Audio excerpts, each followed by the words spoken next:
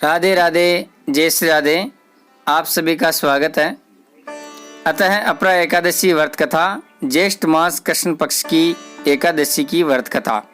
युधिष्ठिर बोले, हे जनार्दन, ज्येष्ठ मास के कृष्ण पक्ष की एकादशी का क्या नाम है? मैं उसका माहात्म्य सुनना चाहता हूँ। श्री कृष्ण बोले, हे राजन, तुमने संसार के हित के लिए बहुत ही सुंदर प्रश्न किया है।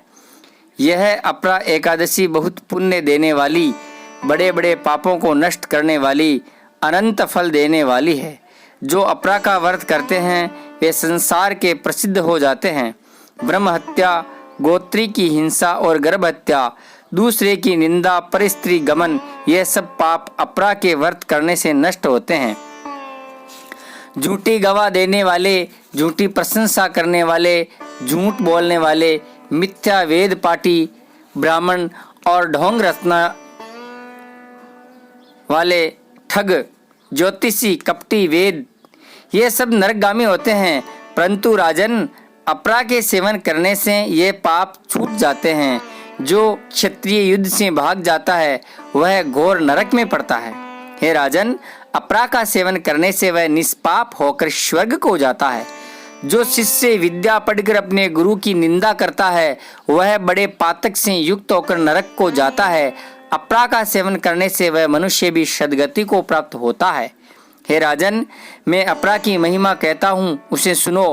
कार्तिक की पूर्णिमा को तीनों पुष्कर में स्नान करने से, मकर के सूर्य में प्रयाग में स्नान करने से, काशी में शिवरात्रि का व्रत करने से, गया में पिंडदान करने से और सिंह राशि में बृहस्पति में, गोमती नदी में स्नान करने से, कुंभ में केदारनाथ के दर्शन करने से, बद्रिकाश्रम की यात्रा और उस तीर्थ का सेवन करने से, सूर्य ग्रहण में, कुरुक्षेत्र में हाथी घोड़ा स्वर्ण का दान करने से और यक्ष में स्वर्ण का दान करने से जो फल मिलता है वह फल मनुष्य को अपरा का सेवन करने से मिलता है।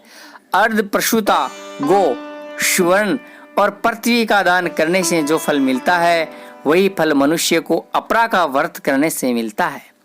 यह पाप रूपी वृक्ष को काटने के लिए कुल्हाड़ी और पाप रूपी ईंधन को जलाने के लिए अग्नि के समान है।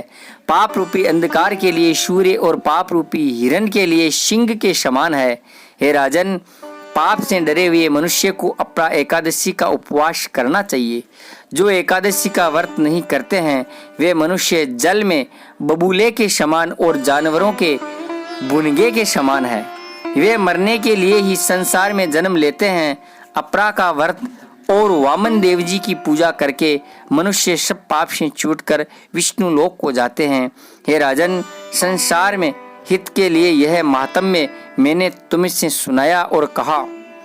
इसके पढ़ने सुनने से सब पाप छूट जाते हैं और मोक्ष की प्राप्ति होती है और उसकी मनोकामना सिद्ध होती है।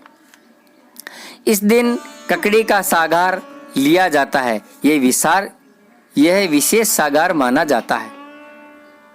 आपने मेरा YouTube चैनल अभी तक सब्सक्राइब नहीं किया तो आप इसे सब्सक्राइब करें, लाइक करें और शेयर जरूर करें। राधे राधे, जय श्री राधे।